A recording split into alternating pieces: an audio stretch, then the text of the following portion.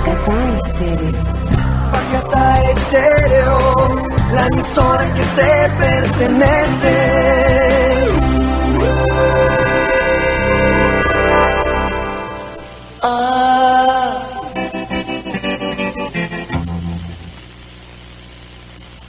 Muy buenas tardes.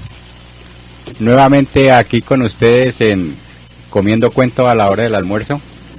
Vamos a seguir con el tema que traíamos de la semana pasada sobre el nazismo, el nacionalsocialismo, que habían quedado varias cositas pendientes. Un saludo para toda la amable audiencia y un saludo aquí con los compañeros de trabajo. Erika, buenas tardes. Hola Wilson, buenas tardes para todos los compañeros de la mesa y para toda nuestra respetada. Daniel. Muy buenas tardes, es un placer estar con ustedes nuevamente. Anderson. Buenas tardes, por acá extrañando a los demás integrantes de nuestro equipo, los señores Gonima y pues Víctor, que también se vio afectado por aquello de la Vuelta a Colombia que está atravesando nuestro municipio y pues impidió la llegada de estos sujetos tan agradables. Sí. Bueno, para proseguir con el tema que traíamos el sábado pasado, Daniel nos dará sus opiniones y sus ideas acerca de lo que fue el nacionalsocialismo y algo de mi lucha. De mi lucha hablará Sebastián en su momento. Yo pues voy a tratar como de explicar todo este fenómeno que hubo durante la Alemania nazi, en las interlíneas de la propaganda que ellos hacían. Estaba Joseph Goebbels como ministro del Tercer Reich para la educación del pueblo y la propaganda, creado en 1933, ¿sí? Y él planteaba la propaganda a modo de ingeniería social y la existencia de una especie de armonía mística que existía entre el Führer y su pueblo, como individuos que les falta un direccionamiento específico para hacerse partícipes de lo que el gobierno quería concebir en ellos, y pues cómo la propaganda hacía que la comprensión permitiera de una manera voluntaria y sin resistencia dedicarse a ellos mismos a tareas y objetivos en una dirección superior, es decir, del Estado hacia el propio pueblo, para que de esta manera se dieran fenómenos como el antisemitismo, se dieran fenómenos como la preservación de la raza aria, en este caso la eugenesia, y en especial que esta raza se propagara a lo largo de los siglos, pues se perpetuara, viendo incluso desde muy jóvenes las parejas que se iban a elegir para casarse, y cómo el material genético que tenían cada una de estas parejas influía dentro de la preservación de la especie, y cómo esto contribuía a hacer una Alemania que fuera estrictamente de los alemanes, que este era el fin último del nacionalsocialismo. También, pues, su tarea era el arte más creativo de poner eventos que incluso no podrían interesar a la comunidad, a la gente normal, para que este fuera entendido de una manera clara por el hombre que estaba en la calle y pues en general por toda la población. Algunos piensan que la técnica básica de Goebbels, de la publicidad de Goebbels, era la mentira. Pues él aclaró en su momento que la mentira no era que no se usara, sino que no era la herramienta básica para infundir este nacionalismo en la mente de los pobladores. Y solo la credibilidad debe determinar si lo que se propone en la propaganda es cierto o falso. No es buena ni mala como tal, o sea, la subjetividad que se da dentro de la propaganda goebbeliana es que no es buena ni mala como tal, sino que tiene un valor moral determinado por el objetivo que busca. Ese fue uno de los principales como puntos que se determinaron para impulsar toda la campaña política y cultural que hubo en Alemania durante este periodo de tiempo. Existen 4 principios básicos de la propaganda goebbeliana, que es que no hay verdad absoluta, toda información real es irrelevante, la historia y los mensajes de los medios son solo narrativa, es decir, que podría ser bien una situación completamente idealizada o podría ser una situación completamente real, y que el auditor, la persona a quien está destinada la propaganda, es la que decide qué creer. También existen los principios de renovación, que es emitir nueva información a un ritmo tan amplio que el adversario responda al público cuando éste ya esté interesado en otro tema. Este fue uno de los principales como herramientas que utilizó la publicidad en ese entonces para atacar a el judaísmo, en este caso específico, en donde ya había tanta información y tanta como rumores, podrían decirse de alguna manera, sobre la mesa, que cuando ellos intentaban responder ya era demasiado tarde para hacer algo en contra, o sea, para defenderse de estas acusaciones. La verosimilitud es construir un argumento a través de fuentes diversas que sea posible, que sea factible de realizar pues una inmersión total del contexto en el que del que se está hablando en la publicidad, y de esta manera hacerlo verosímil para el auditor. También acallar cuestiones sobre las que no se tienen argumentos y disimular las noticias que favorecen al adversario. ¿Esto qué les permitía? Permitía sesgar de pronto un poco la publicidad que había en ese entonces de parte de los judíos, que eran el pueblo atacado por el gobierno en general, por este antisemitismo que se dio durante la época, y evitar que contrarrestaran la publicidad que ellos estaban haciendo en ese entonces. Y también pues que en general la propaganda opera a partir de un sustrato preexistente,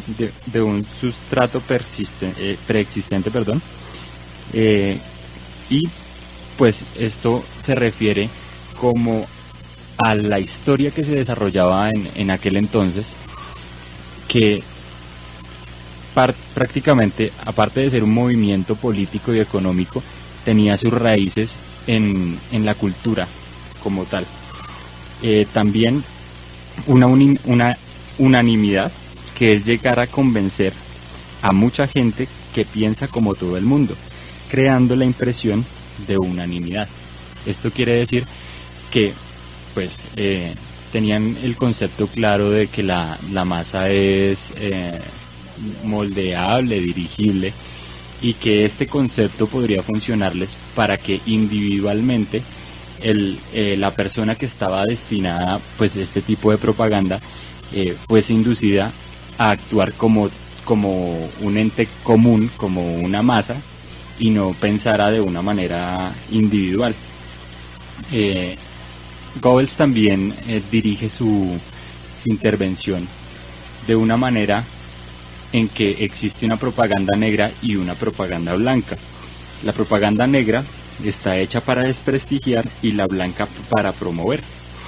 Un ejemplo muy claro de esto fue cuando se realizaron las primeras inmersiones de esta propaganda, ya que pues había un evidente cisma en contraposición, que era la política judía y pues su capitalismo, y finalmente la propaganda que emitía el gobierno para desprestigiar. En este caso pasaron tantos años que un rumor, que la amenaza judía era evidente, se ha convertido en una verdad absoluta para el pueblo alemán.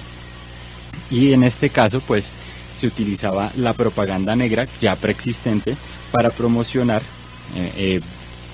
tal vez en el más amplio sentido de la palabra, que la solución era el Partido Nacional Socialista y pues la llegada de este régimen al pueblo, ya que el marxismo y pues en general no hubiera podido ser abolido completamente por el Estado por una acción jurídica como tal, sino tenía que tener pues de trasfondo un levantamiento popular o un apoyo popular significativo. También pues un ejemplo de esto, trayéndolo a un contexto más actual, sería como cuando Barack Obama fue atacado de ser pues no perteneciente a ser americano, ¿sí? Se promovió una propaganda negra para desprestigiar el presidente y luego se promovió como una, bueno, en este caso para desprestigiar la acción musulmana y extranjera que existía o que existe aún en Estados Unidos, y luego una propaganda blanca para promover este pensamiento dentro de las personas y hacer creer que realmente era una amenaza. También se utilizaron medios masivos de comunicación como libros, periódicos, afiches, y se vivió demasiada censura en esa época, en la cual pues cualquier libro que no apoyara el nacionalsocialismo era eliminado, incluso en las producciones cinematográficas. Cualquier película que no tuviera un sentido nacionalsocialista fue sesgado. Y pues a este movimiento, a esta como tendencia que existió en esta época, se le llamó Kulturkampf Bismarckiano, que trataba de difundir una cultura que buscara que fuera saludable para los intereses del Estado y para la promulgación de la nación como un ente fijo.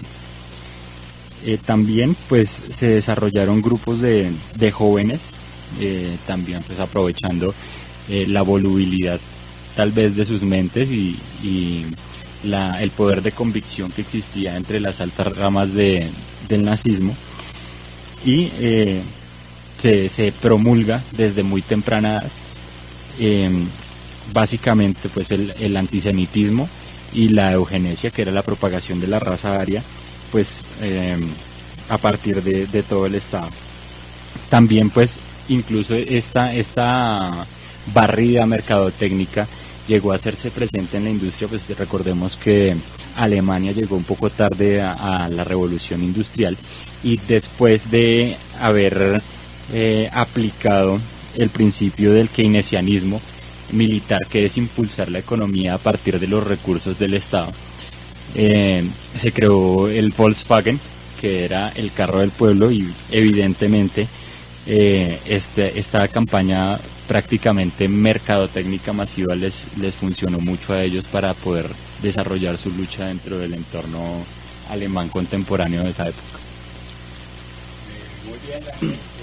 Una vez quedan aclarados ciertos conceptos que influyeron bastante sobre el modelo nacional socialista, uno puede darse cuenta que actualmente no solamente en los Estados Unidos, sino en la mayoría de países se sigue utilizando las mismas tácticas para influenciar a las personas o a los grupos con sus propagandas blancas o sus propagandas negras.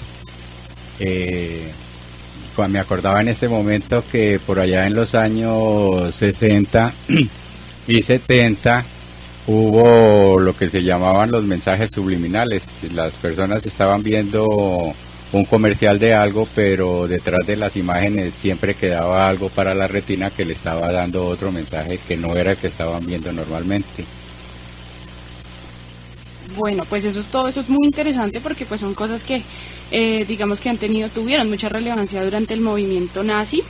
Y yo quería comentarles de algo muy interesante, y es no solamente de las cosas malas que pasaron por los nazis, sino de las contribuciones nazis a la humanidad, que es una cosa, pues, suena muy irónico, pero pues asimismo como hicieron muchísimas cosas malas, también trajeron cosas interesantes a la humanidad, ¿no? Pues bueno, les voy a contar cositas por encimita. Ellos prohibieron la disección a los animales porque irónicamente ellos decían que esto eran agresiones a criaturas que supuestamente tenían que convivir con la humanidad, ¿no? Y que eso nos hacía más humanos, bueno, los hacía a ellos como alemanes. Entonces en 1933 condenaron la disección, a los agresores los hacían pagar con cárcel e incluso los llevaban a los centros de concentración, ¿no? Súper genial. Sí, exacto, los campos de concentración.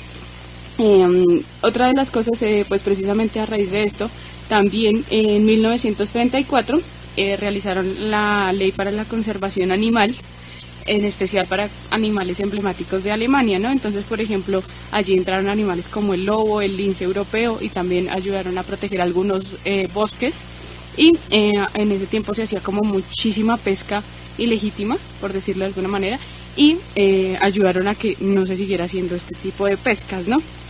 Hubo una ley también antitabaco en los 30 a los 40. Lo que hicieron fue elevar los impuestos, racionaron también la importación, y es muy cómico porque también hablaron acerca de los daños que el tabaco generaba a las mujeres embarazadas y bueno, ciertos tipos de daños, y tanto fue el boom que esta campaña generó que en 1974 en Alemania se fumaban solamente 749 cigarrillos al año un alemán promedio, mientras que mientras que en Estados Unidos un estadounidense promedio llegaba a fumar hasta 3.000 cigarrillos al año. Entonces como que sí fue impactante un poquito esta campaña, ¿no? También se hacían programas a beneficio social, que eso pues, imagínense, los nazis haciendo beneficio social, ¿no? Entonces ellos hacían como un llamado a toda la comunidad para ayudar a los más necesitados, en especial en invierno. Entonces como que los llamaban y les decían, traigan su ropita, lo que no les sirva, ayudamos a la comunidad y todos estos temas, ¿no? Además que esto tenía un trasfondo, y es que ayudaba a elevar el ideal del alemán como ese prototipo de hombre perfecto, ¿no? Otra cosa muy interesante y que le debemos a los nazis es el automóvil Volkswagen, ¿no? Esta palabra significa en sí el auto de la gente, y pues incluso Hitler ayudó a dirigir los diseños de este carro, ¿no? Entonces digamos que él generó planes de ahorro para que todas las personas pudieran tener este carro a precio de una motocicleta pequeña para el momento, ¿no? También pues a raíz del carro pues tenía que tener autopistas, ¿no? Entonces generaron las autopistas, que fue un sistema de carreteras que servía para unir a Alemania con otros países, y pues dicen que quedaron tan buenas que allí probaron aviones y también algunos carros de la Fórmula 1, ¿no? Entonces es como muy loco el tema, porque pues definitivamente sí, el avance fue grandísimo, así como en la propulsión de cohetes, en las innovaciones al cine, como estábamos hablando ahorita, toda esta propaganda, ¿no? Incluso, aunque no lo crean, contribuciones a la moda, porque digamos en el tiempo no se usaba mucho el cuero, y ellos empezaron a utilizar el cuero, impusieron las tonalidades oscuras, también ayudaron a la creación de Adidas. Incluso esta marca ayudó a los jugadores de los Juegos Olímpicos en Berlín, si no estoy mal. Incluso la marca Puma y esta marca Hugo Boss ayudó a hacer los uniformes para las juventudes nazis, ¿no? Y bueno, así avances médicos, y también se dice que el encefalograma y algunos estudios sobre la telepatía, ¿no? Todos sabemos que los avances médicos se dieron pues porque utilizaban de conejillos de indias a las personas, y pues bueno, de ahí algo tenía que salir, ¿no? Entonces bueno, vamos a escuchar un audio que nos tenía preparado Sebastián, que no pudo venir hoy por todo esto de la Vuelta a Colombia y el tema. Así que vamos a escucharlo. Él hizo muy bien su tareita y nos va a hablar de Mi lucha, el libro de Hitler. Buenas tardes a todos los oyentes de Comiendo Cuento. Un saludo aquí desde la lejanía. Hoy les voy a hablar de Mi lucha, que es el libro base de la literatura nacional socialista. Bueno, como ustedes saben, el autor de esta obra es Adolf Hitler, y Adolf pues escribió Mi lucha mientras estuvo en prisión. Resulta que los nazis en 1923 pues no eran muchos, realmente comparados con lo que iban a hacer en 1933, eran muy pocos, y aún así intentaron dar un golpe de Estado apenas 4 años después de la fundación del Partido Nacional Socialista. Este golpe se llama el golpe de Múnich y fue un fracaso total, y pues los nacionalsocialistas van a ser perseguidos y encarcelados en ese momento de la historia, cosa que le va a dar fuerza al movimiento posteriormente. Durante su prisión, Adolf Hitler entonces va a dedicarse a escribir sus ideas, que pues primero va a ser un recuento de sus orígenes, porque esa era su primera intención, y obviamente en esos orígenes él va a relatar cómo se fue construyendo esa idea de esa gran Alemania, que obviamente no pertenece solamente a él, sino que es la conjunción de una serie de intereses que lo rodean, sobre todo lo que hablábamos en la emisión pasada del nacionalismo. Es un fenómeno mundial, y pues en este momento de la historia del nacionalsocialismo la mayoría de países tienen un nacionalismo muy fuerte, muy marcado, y hay segregación, hay discriminación en todas partes, como ya hemos mencionado. El antisemitismo, que no hay que confundirlo con el antijudaísmo, explico, el antijudaísmo es esa actitud en frente a esa religión judía, y el antisemitismo es un asunto racial. Hitler va a mezclar las dos cosas, y ese antijudaísmo y ese antisemitismo van a estar en Mi lucha con bastante fuerza, pero no van a ser ideas originales de Hitler, ni mucho menos. Realmente en Europa el antisemitismo y el antijudaísmo tienen un origen bastante antiguo. Es más, durante toda la Edad Media el antisemitismo y el antijudaísmo se regaron por toda Europa, y pues la verdad es que ese racismo, etcétera, se vivía en todas partes de diferentes maneras. Incluso en Estados Unidos, que fueron los que ganaron la guerra finalmente, había un estado de segregación enorme. Recordemos la lucha de Martin Luther King, etcétera, que fue unos años bastante después de la guerra. Y esta lucha pues va a generar la sociedad a la cual pertenecemos hoy, que finalmente se resultó de muchas contradicciones, porque aún permanecen existiendo muchas segregaciones. En Mi lucha, entonces Hitler va a iniciar con este recuento biográfico. No tenemos tiempo para contar todo, y además que es bueno invitarlos a que lo conozcan, así como si son afines como no, es bueno que conozcan esta obra, que pues mal o bien es una de las obras principales que hay que conocer para entender la historia y para entender por qué se cometieron todas esas atrocidades. Allí en Mi lucha se puede ver en los primeros capítulos esa experiencia vital de Hitler con el otro. El otro que va a ser conocido sobre todo en Viena, que es una ciudad pues multicultural, en donde va a haber de todo tipo de personas, musulmanes, judíos, extranjeros de Europa, de todas partes. Y como Hitler pues participa de este cultivo del nacionalismo que está generado en todo el mundo, él va a ver con unos ojos, pues obviamente la tendencia va a ser a plantear una uniformidad. Esta uniformidad va a ser ¿qué hacen allí estos extranjeros? Se están apropiando de las zonas de Austria, de Alemania, y esto me va a llamar profundamente la atención, y él mismo se va a dedicar a estudiar, pues eso nos cuenta en el libro, a profundizar más sobre esta situación, y lo van a llevar a definir su perfil en un momento en donde, pues ustedes saben, uno en la juventud define cuál va a ser su camino.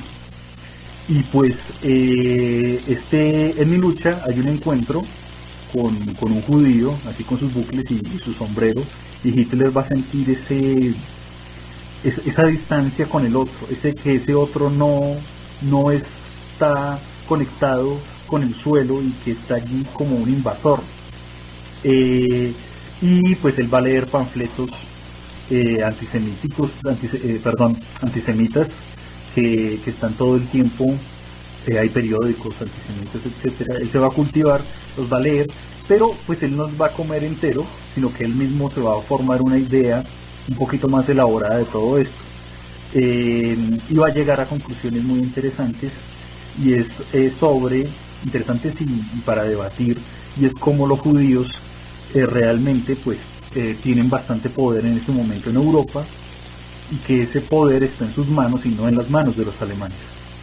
Tenemos aquí pues un señalamiento que va a ser la base de las purgas que se van a dar a cabo en la Segunda Guerra Mundial, y que pues tienen la base de hacer una Alemania grande, pero una Alemania que va a quitar a todos los alemanes judíos y a todo lo que se considere un elemento externo.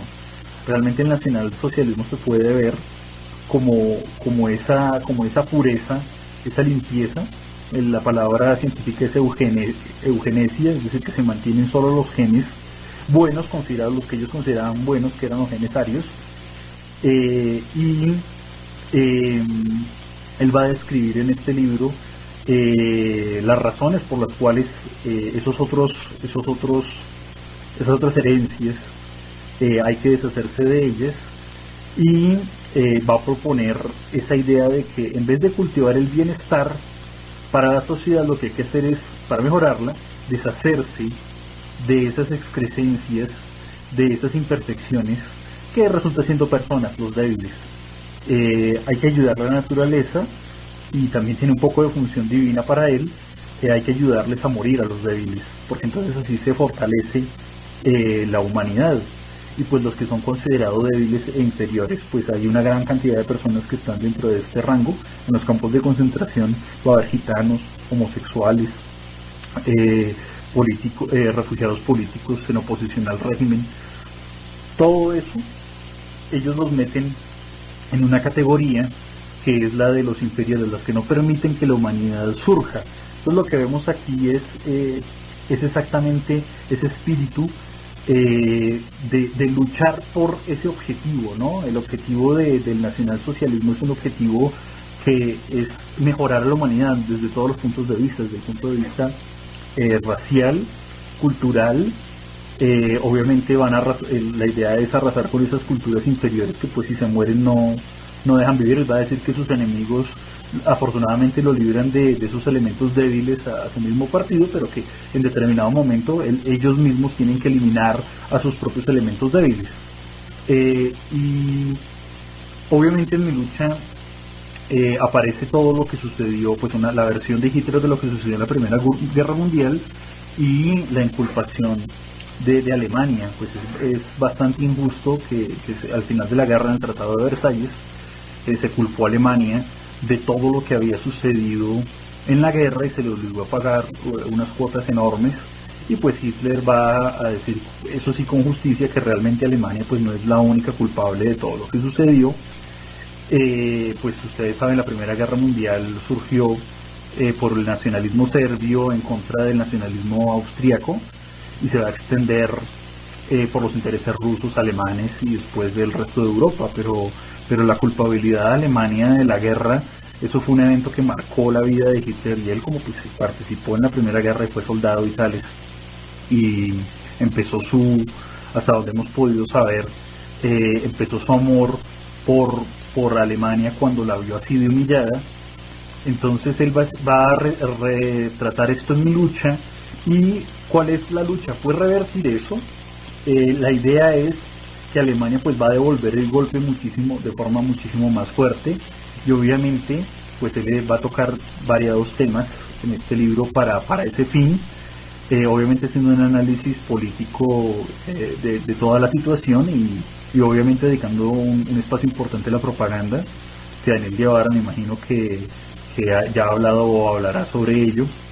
La propaganda va a ser para Hitler un elemento importantísimo en la propagación de las ideas, porque las personas poco formadas, el pueblo, realmente necesitan palabras cortas, frases de guerra que sean fáciles de entender, a un discurso no muy complejo, pues porque las masas se dejan llevar y Hitler es muy consciente de ello y va a aprovechar esto. No quiero gastar más tiempo, voy a dejar que mis otros compañeros sigan comentando de otros temas. Invitados a leer entonces este texto Mi Lucha, obviamente con bastante criterio.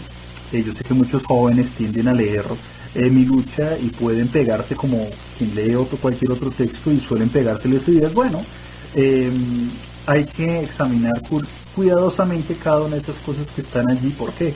Porque las ideas que están allí son muy radicales y finalmente pues produjeron lo que produjeron. Muchísimas gracias.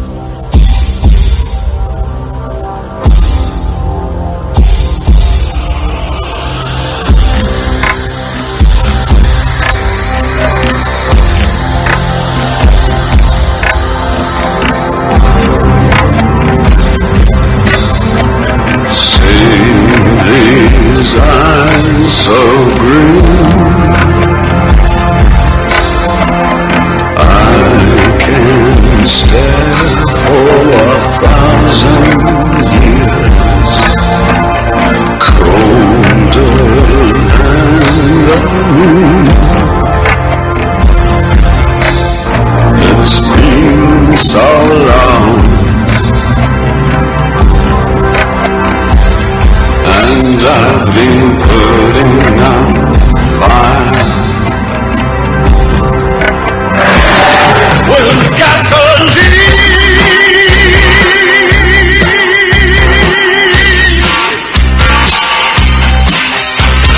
See these eyes so red, red like jungle burning bright.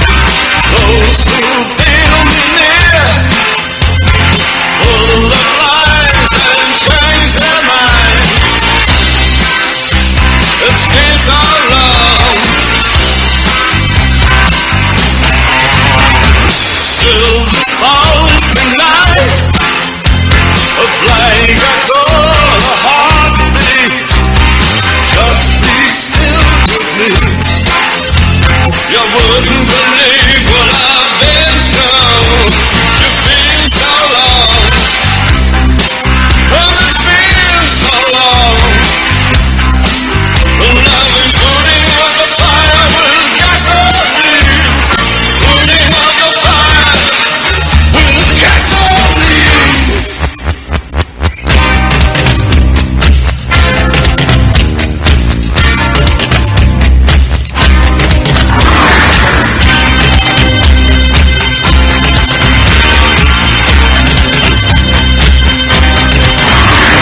See these tears so blue, an ageless heart that can never mend. These tears can never dry. Judgment made can never bend. See these eyes so green, I can stare for 1,000 years. Just be still with me. You wouldn't believe what I've been through. It's been so long. Well, it's been so long. And I've been putting out the fire with gasoline.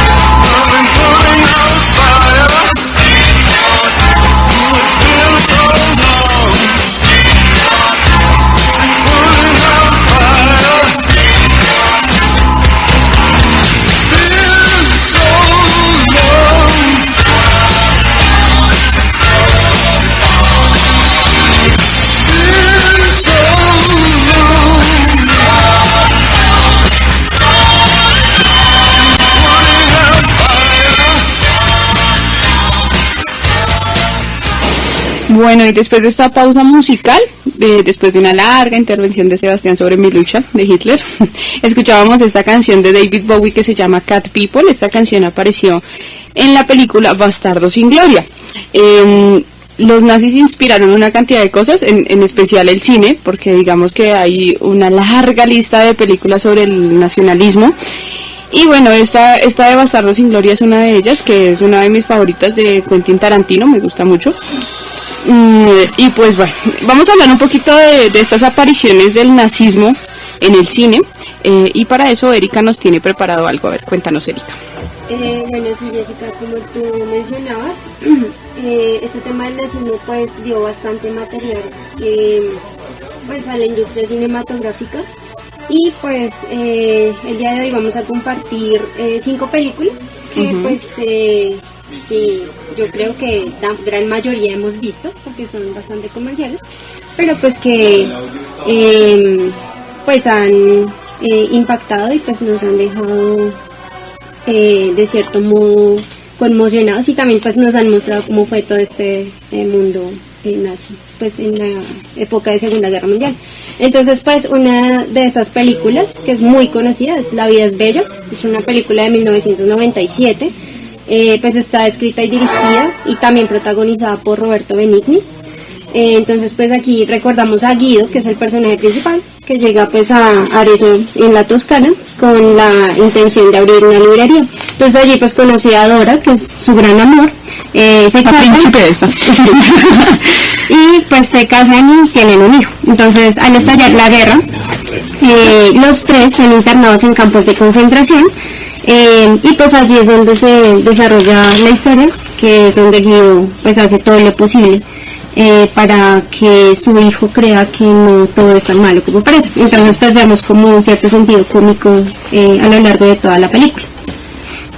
También, bueno, otra película que es muy conocida es El niño de la pijama de rayas, que es basada en una novela, la novela homónima del escritor John Byrne. Esta película es del 2008. Entonces pues en la película ya se muestran bastantes cambios, como en la mayoría de las adaptaciones de novelas, pero pues aquí en esta película Bruno, que es el protagonista, tiene 8 años y pues desconoce el significado de la solución final y el holocausto como tal. Entonces pues todo gira en torno a esto, y pues es una película muy conmovedora, y para los que no la hayan visto pues la recomendamos.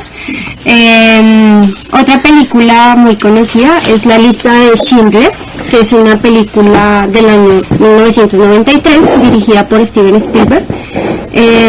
Pues la película cuenta la historia de Oskar Schindler, que es un empresario alemán, y pues en la película se muestra nos cuenta que salvó la vida de alrededor de 1100 judíos polacos pues durante todo el holocausto.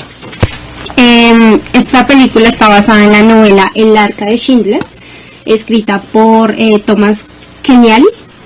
Entonces esta también es una película, es hecha en blanco y negro, y también es muy conmovedora, también muy recomendada. Pues la historia es bastante interesante, sobre todo como Oscar hizo pues uso de sus aptitudes sociales y públicas para crear esta empresa y pues hacer que salvar pues a los judíos. Otra película que es muy conocida es El pianista. Esta película es del año 2002, dirigida por Roman Polanski. Esta película es una especie de adaptación de las memorias del músico polaco pues de origen judío, Władysław Szpilman, me corrigen si lo mencioné mal. Entonces pues este señor era un pianista brillantísimo de la época, y pues en la película lo plasman como que él vive con su familia en el gueto de Varsovia. Y pues cuando los alemanes invaden Polonia, consigue evitar la deportación gracias a la ayuda de algunos amigos, pero pues él tendrá que pasar por muchas penurias y tendrá que vivir escondido y completamente aislado durante mucho tiempo, y pues para afrontar los peligros que esta época le trae.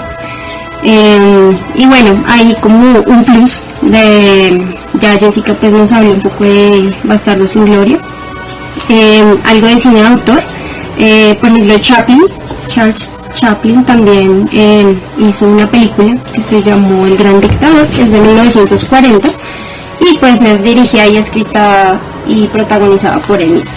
Entonces durante esta época pues él era el único cineasta que seguía haciendo películas mudas, pues cuando ya en esa época el sonido estaba plenamente implantado en el cine, y pues esta fue su primera película sonora y aún así pues le da el mayor éxito. Entonces también pues para recomendarles a nuestros oyentes que puedan ver esta película, es muy buena. Sí, hay muchísimas otras películas. Bastantes. Está, por ejemplo, La ladrona de libros. Hay películas que se han inspirado, por ejemplo, como La Ola, que se inspiró en un hecho real, que pues ya no es tanto en la Alemania nazi, sino más bien un poquito más contemporánea, y nos muestra como un profesor como que les pregunta a sus alumnos si puede volver a pasar todo este nacionalismo, y pues todos dicen, no, eso es absurdo, eso es una bobada, eso no puede pasar, y resulta que él les enseña la manera sin que ellos se den cuenta de que eso vuelva a pasar. Es una película muy interesante. Hay muchísimas películas muy interesantes sobre este tema, y así como hay películas, otras personas se han inspirado en este tema de los nazis para escribir, ¿no? Como por ejemplo Roberto Bolaño, que Anderson nos va a hablar un poquito de él, de su literatura latinoamericana, hablándonos un poquito del nacionalismo. Cuéntanos. Sí, Jessica, pues Roberto Bolaño pues, es un escritor chileno, nacido en 1953, muerto en el 2003, que entre otros muchos... Los detectives salvajes, 2666, la literatura nazi en América Latina, que es el libro en específico que me interesa ahorita comentar. Bueno, la literatura nazi en América Latina es un libro que pretende ser una antología de la literatura del nazismo en nuestro continente. Este libro pues tiene y explora múltiples facetas de escritores, explora varios autores lógicamente hipotéticos, propios de la imaginación, propios de la literatura fantástica, pero que a su vez retratan mucho de lo que ha sido la literatura en nuestro continente. Se narra pues poetas, novelistas, cuentistas que de una u otra manera tuvieron contacto con la guerra en Alemania, con la guerra en Europa, y pues como ya es característico en Roberto Bolaño, para quienes han tenido la oportunidad de explorar algunos de sus libros, los personajes de la literatura nazi en América Latina también aparecen en otras de sus novelas. Se da el caso del general Intrescu, un general que es crucificado por sus propios subalternos, que posteriormente va a aparecer en 2666 y que pues va a tener cierto papel en esta novela de grandes extensiones que escribió Roberto Bolaño. De la misma manera en Los detectives salvajes, este libro pues tan laureado de Roberto Bolaño, también desarrolla parte de lo que ha sido la literatura nazi, pero ya pues un poco más actual. Esto se da a través de un personaje que se llama Eimito Kunz, un neonazi pues que no es muy inteligente y se va para Israel a espiar a los israelitas, pues cree que están planeando algo para dominar el mundo. Se va, los espía, lógicamente lo echan a la cárcel, y allí se encuentra con uno de los personajes de los detectives salvajes, Ulises Lima, un poeta también chileno, que este es mexicano, el que es chileno, es Arturo Belano.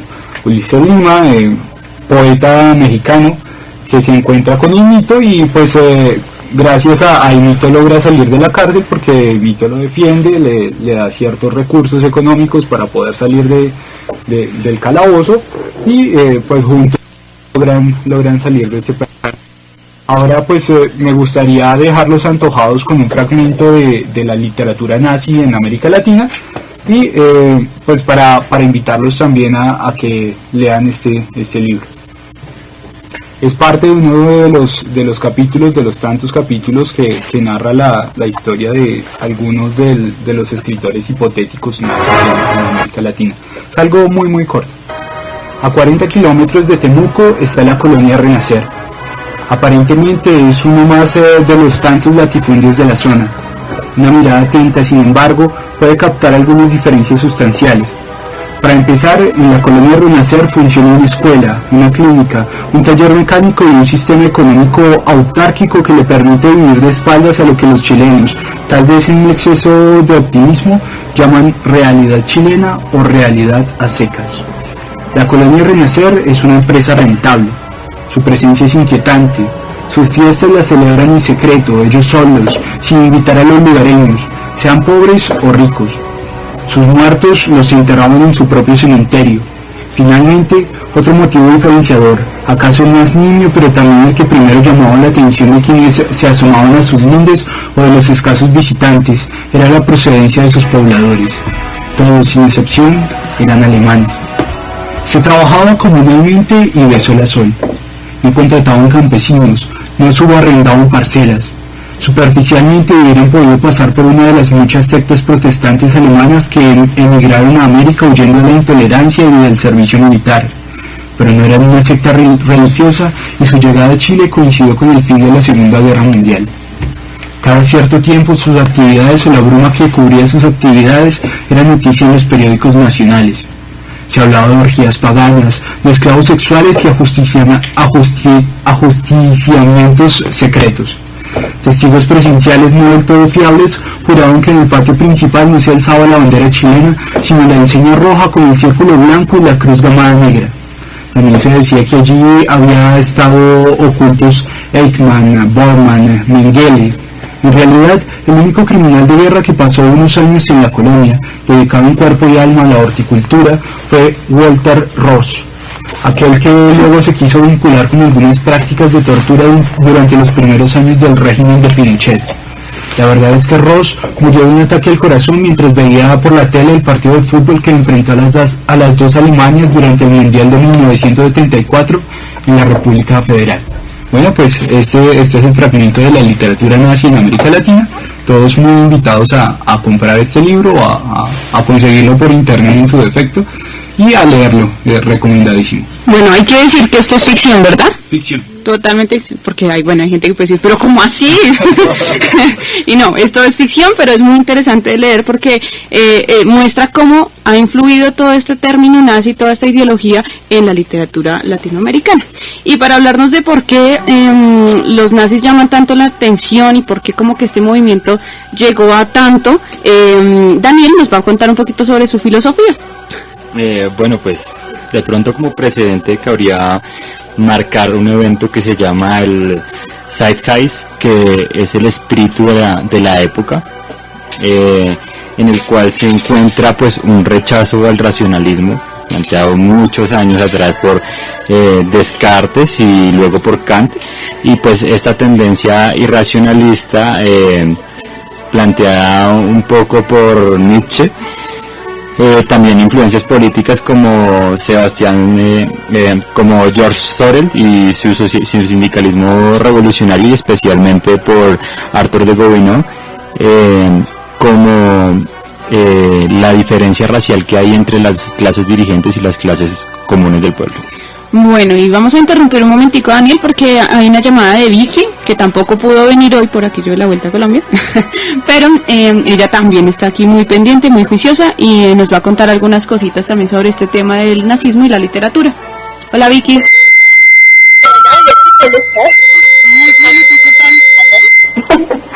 Hola, Leslie, ¿cómo estás? Buenas tardes a todos. Buenas tardes. Bueno, aquí muy contenta de escucharlos desde tierras de Zapatoca, un poquito lejos, pero quería pues ampliar un poquito uno de los temas de los que hablamos la semana pasada, que era sobre escritores en el nazismo, escritores alemanes. Vamos a encontrar que hacia 1933 no faltaron como señales del peligro que se avecinaba.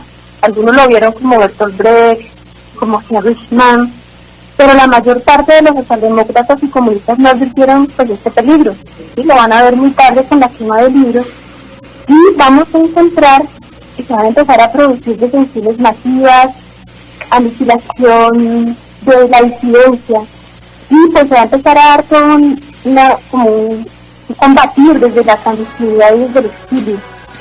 Algunos de estos escritores, vamos a encontrar de estos escritores como Stefan Zweig, que finalmente termina en Brasil y termina suicidándose junto con su esposa, o Walter Benjamin, también que se termina matando, David Soler, que se ahorca en Nueva York frente al temor mismo del triunfo de la Guerra Civil Española, porque para ver significar el triunfo del nazismo. Vamos a encontrar que también Thomas Mann, que no, digamos que no va, en ciertos momentos como que no va a estar del todo abiertamente en contra, pero finalmente pues como que se decide a hacer una serie de alocuciones en la BBC contra el exterminio de los judíos, y termina finalmente establecidos en Estados Unidos. Nosotros vamos a encontrar que son por lo menos aproximadamente 1.500 literatos, periodistas, escritores que se van a oponer a este nacionalsocialismo, y vamos a encontrar que precisamente, quiero hablar muy importante de estos escritores, son los escritores de la literatura de los escombros. Entre estos vamos a encontrar una generación de escritores muy jóvenes que van a participar, de hecho, en toda la guerra, y uno de ellos va a ser uno de los más reconocidos, que me parece que es fundamental leer, es Heinrich Böll, premio Nobel de literatura nacido en Colonia. Pues vamos a encontrar que él incluso se va a incorporar a las filas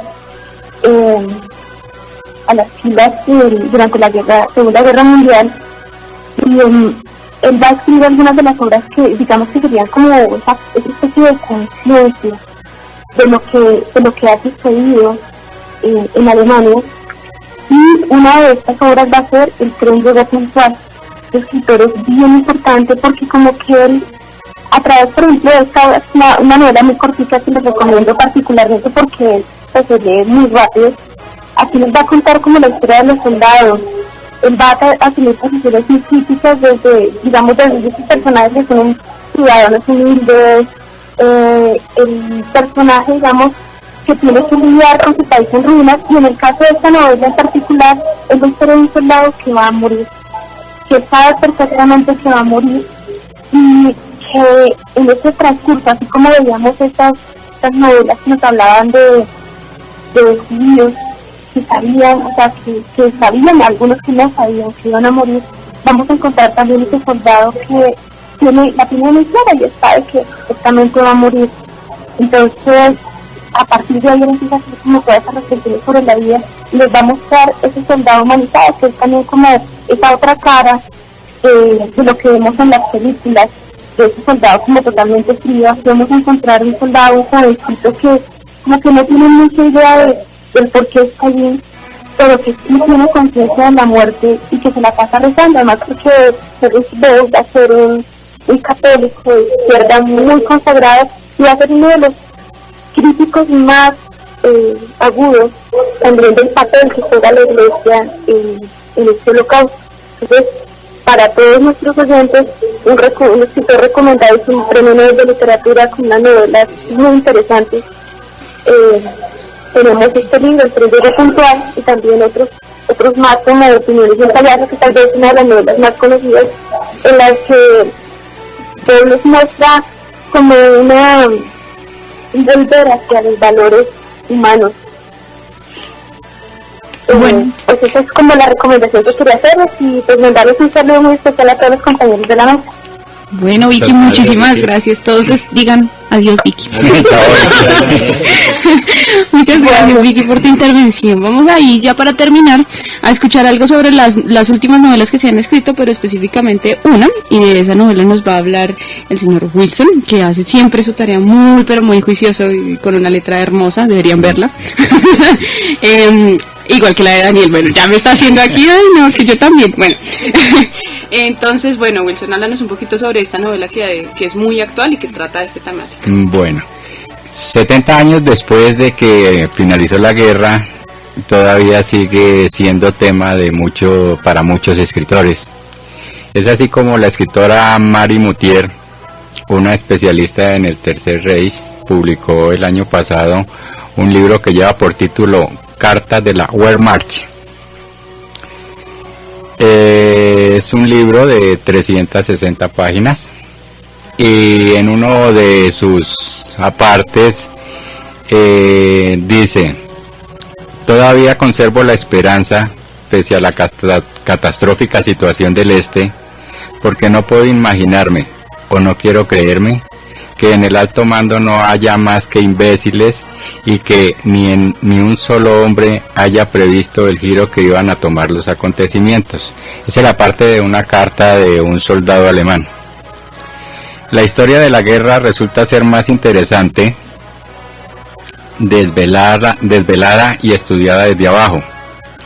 En este sentido, una de las fuentes más interesantes para trabajar la visión de los combatientes es, sin lugar a dudas, el correo postal, que desde el frente o los lugares de acantonamiento enviaban los hombres a sus familiares o amigos en sus sitios de origen. Este libro, a través de una serie de 97 cartas de diferentes hombres que de forma general relatan sus anhelos y recuerdos de una vida mejor en sus hogares. El libro ofrece la versión y la experiencia del combatiente, tantas veces olvidada en la historia militar. Destinos tan dispares como Francia, el norte de África, Stalingrado o Crimea, independientemente de cuál sea el origen de la carta o la condición del soldado, es todo lo que ellos anhelaban de forma manifiesta: el recogimiento de su hogar y el amor de su familia. A continuación, a leer unos apartes de cartas que escribieron varios soldados desde las trincheras o desde el frente de combate. Se nos permite robar alimentos, escribió Helmut H. a su hija en 1939. Los judíos tienen que trabajar duro para nosotros, construyendo carreteras y puentes, limpiando vehículos y acarreando agua. Por todas partes se oyen sus gritos a Yahvé, escribió a sus padres Günther S., soldado de 22 años. Murió en 1942 cuando su unidad avanzaba hacia Stalingrado. En Noruega, el soldado Paul S. contaba a su pareja que esperaba volver en 3 meses. En mis sueños me veo llegando a Berlín, afirmaba el soldado, fallecido en 1944 a los 34 años. De 1944 a 1945, los escritos estaban llenos de derrota, amargura. Muchos soldados habían enfermado y estaban gravemente heridos y apenas sin fuerzas. Esa es la parte humana de la guerra, lo que vivió el combatiente, lo que vivió el soldado que estaba al frente, el que daba la vida por la causa. Y es tanto así que ya finalizando la guerra y estando Alemania derrotada, un soldado escribió: no tengo ya creencias ni esperanzas, pero sí una determinación inflexible para mantenerme en pie bajo la bandera, escribió Johannes H. antes de finalizar la guerra. Sí, esto es muy triste porque digamos que siempre se cuentan como las cifras, pero realmente nunca tiene como una voz esa cifra que nos diga qué fue lo que pasó con ello, y pues este tipo de recopilaciones son muy humanas. Muy humanas. Y bueno, ya para terminar el programa, quiero darles a todos las gracias por estar aquí con nosotros escuchando, y a todos los que hicieron la tarea aquí en la mesa de trabajo. Muchas gracias a ustedes. Y bueno, la próxima semana traeremos un tema sorpresa porque todavía lo estamos pensando, pero esperamos que sea del agrado de todos ustedes. Los esperamos aquí de 1 a 2 de la tarde aquí en Bacata Estéreo 94.4 FM. Y pues nada, quiero que se despidan cada uno. Erika. No, pues muchas gracias a nuestros oyentes por escucharnos, a mis compañeros de la mesa de trabajo. Muy bonito trabajar con ustedes el día de hoy. Bueno, hasta pronto a todos los oyentes y hasta pronto también a mis compañeros acá de la mesa de trabajo. Bueno, espero verlos escucharnos en un próximo postre literario después del almuerzo acá en Comiendo Cuento en Bogotá Serio. Muchas gracias. Muchas gracias a nuestra amable audiencia y esperamos, si Dios quiere, en 8 días estar nuevamente con ustedes. Sí, aquí los esperamos y gracias por escucharnos. En Bacatá Estéreo son las 2 de la tarde y 4 minutos. Al aire. Ya regresamos con tu programación favorita. Conexión Bacatá Estéreo.